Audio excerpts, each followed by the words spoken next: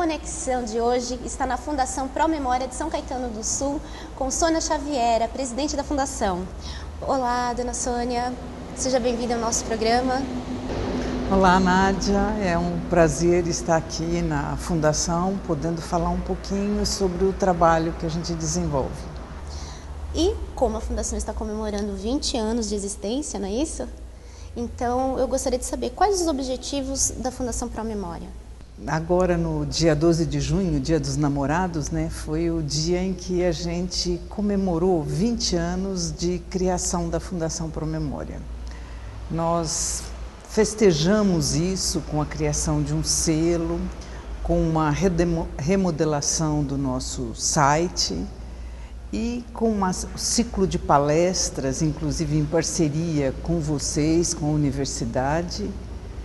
E o principal objetivo da Fundação, nós temos vários objetivos, mas um dos principais é conhecer a história de São Caetano, pesquisar a história e passar essa história para que a população, para que as pessoas assimilem, conheçam bem tudo que elas têm aqui na cidade e sejam pessoas atuantes, capazes de interferir nas decisões, nas transformações do meio em que elas vivem.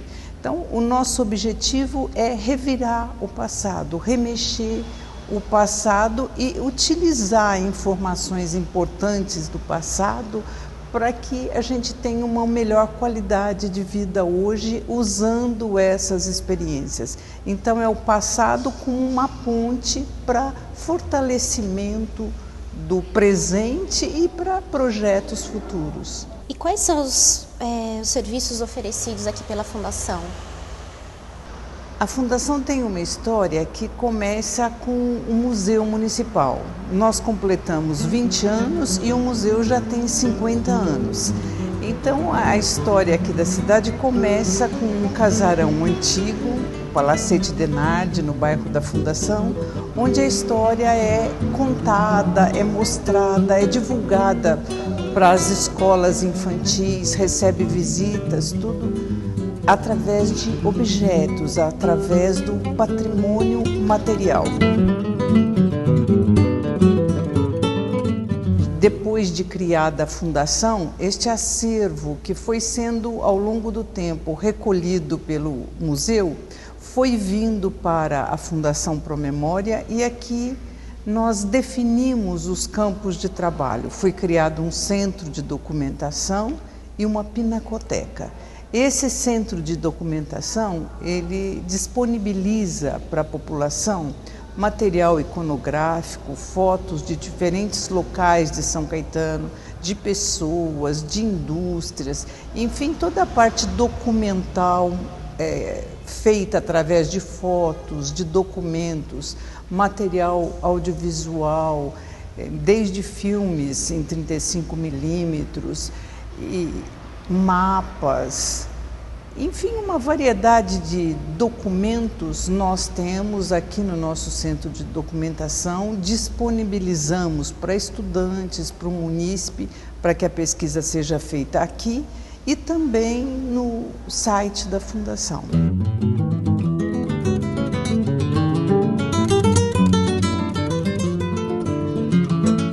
A Pinacoteca apresenta em torno de a cada 2 meses, pelo menos, nós renovamos a exposição.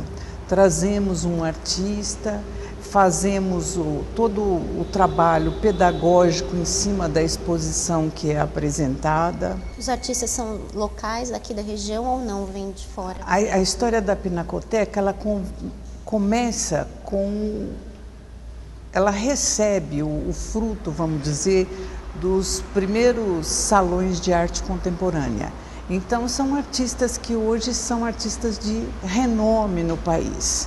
Então, esse é o nosso acervo básico. E, ao longo do tempo, nós temos trabalhado com artistas da cidade, com artistas de fora, desde que eles sejam analisados pela equipe da Pinacoteca e a gente encontre valor no trabalho. Então, há sempre uma preocupação de apresentar um trabalho de arte significativo e que gere um estímulo no olhar das crianças, do público em geral, e que desperte um gosto pela arte. E a senhora falou do Centro de Documentação Histórica. A população pode colaborar com doações? Então, nós temos até alguns projetos onde a gente estimula a população a fazer doações de seus, vamos dizer, das suas relíquias, dos seus guardados. Porque muita gente fotografa, tem muita história para contar, mas isso fica nas suas gavetas, isso fica guardado. Entre família. E só eles conhecem. E muitas vezes nesses retratos familiares, dependendo do local, eles podem ser utilizados como documento histórico.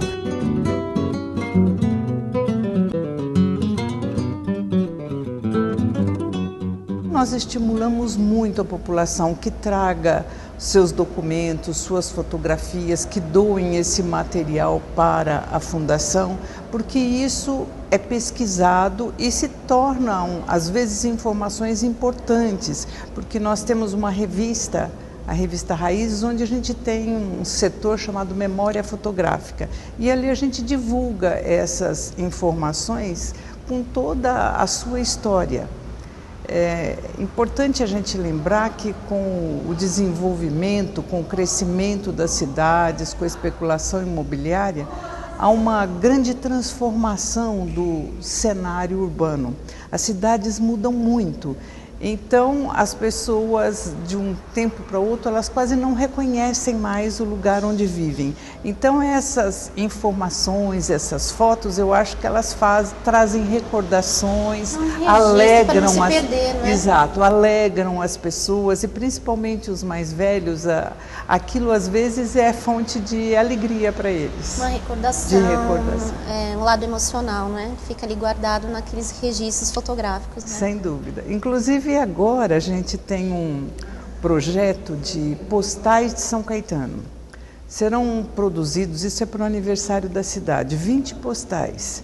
10 postais que foram selecionados de locais de como a cidade está hoje e 20 e mais 10 que seriam postais antigos. E a ideia é convidar a população para enviar esses postais para amigos e sempre perguntando: você lembra desse local? Contando alguma coisa que ocorreu naquele local antigo. Então a gente vai ter os novos para estimular as crianças, a população, os jovens a divulgarem São Caetano através dos postais. E para os que têm, vamos dizer, mais experiência, mais tempo de vida, para que eles entrem em contato com os amigos, com as pessoas distantes, mas sempre com esse pensamento: você lembra o que aconteceu nesse lugar? Como era isto? É uma forma da gente estar estimulando a história, né? E interagindo com a população, trazendo a população para os trabalhos que a Fundação desenvolve. Dona Sônia, a gente vai agora para um pequeno intervalo, mas Conexão volta daqui a pouco, não saia daí.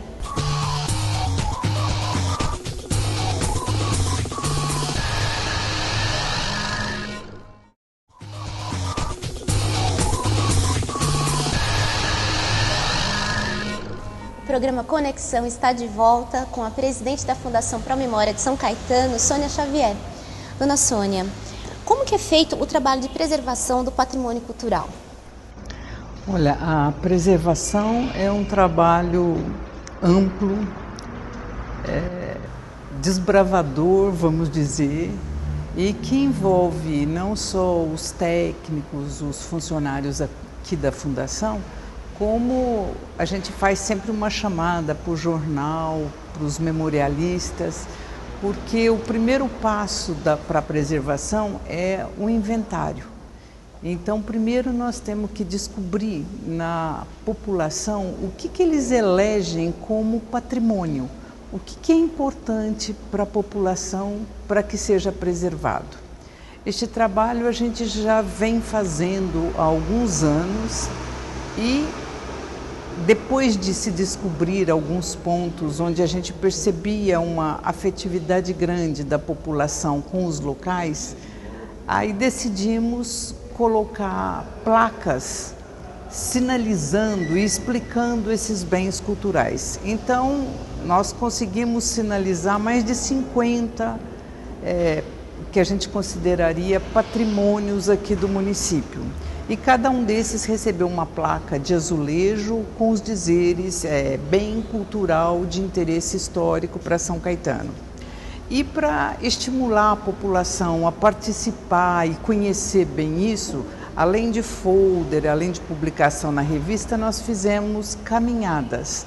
Nós fizemos 3 caminhadas com a população, em momentos diferentes e rotas diferentes, né? Nós caminhamos assim com uma população de mais de 300 pessoas, né?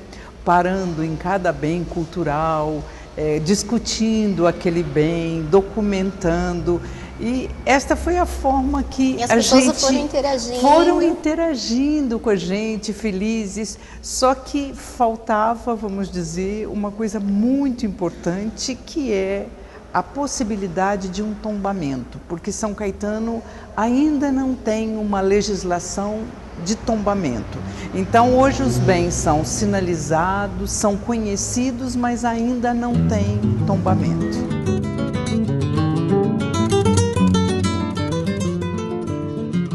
E como ficam registrados os trabalhos pesquisados pela Fundação? Então, esses trabalhos... Vocês têm também uma revista, né? A revista sim, esse trabalho, tudo que é feito aqui na Fundação, além de folder, de divulgação em jornal e tudo, a gente publica na revista Raízes, que é uma revista de tiragem semestral, uma revista com 120 páginas, e nesta revista, além de, vamos dizer, documentação, além de artigos, além de cultura, nós temos também todos os projetos que são desenvolvidos pela Fundação Promemória. E essa revista é uma revista bem aberta, a gente tem a preocupação de trazer sempre informações de toda a região. Então, nós fazemos parcerias com as outras cidades aqui do ABC e sempre colocamos algum artigo, alguma história da região toda.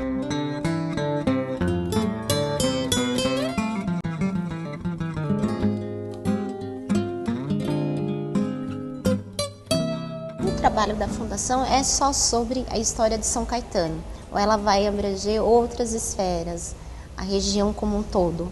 Não, a ideia é abranger como um todo, porque São Caetano é uma cidade pequena, 15 quilômetros quadrados, que está junto de São Paulo, junto aqui de todo o ABC, da Serra do Mar, e a nossa história ela não está isolada, ela tem fortes ligações com todo o ABC.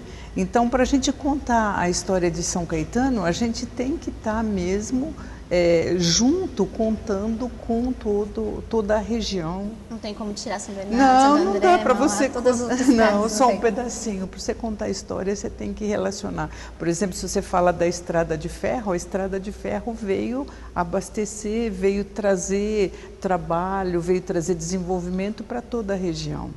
Tem toda a parte também, né, da industrialização, a imigração. Né? E antes mesmo da imigração, a presença dos padres, dos beneditinos, Santo André, São Caetano, São Bernardo, eram beneditinos que iniciaram a formação desses municípios, né? Hoje independentes, mas que tiveram uma história única inicialmente.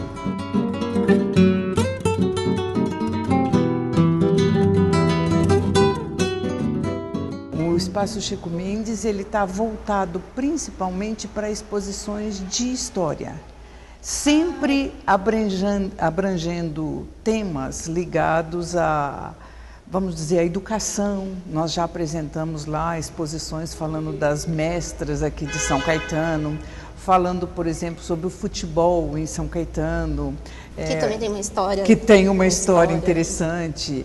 Os carnavais daqui de São Caetano. Que interessante, eu pensei histórias que havia exposições de... Não, casamentos, porque como lá é um parque, e nesse parque transitam pessoas de diferentes locais, nós achamos interessante mostrar que a história não é feita só por figurões, por pessoas de destaque, mas a própria população. É da população, que é a população que faz a história, que são os atores da história. Então a gente procura relacionar com datas e levar para aquele espaço história que toda a população tenha assistido ou tenha participado. Uma das últimas que nós fizemos, ou a que está nesse momento, é a história de uma rádio aqui da cidade, a Rádio Cacique. Então, essa Rádio Cacique, locutores, artistas que se apresentaram na rádio, mesmo pessoas que iam assistir programa de auditório, elas se emocionam, elas gostam de relembrar a presença da rádio.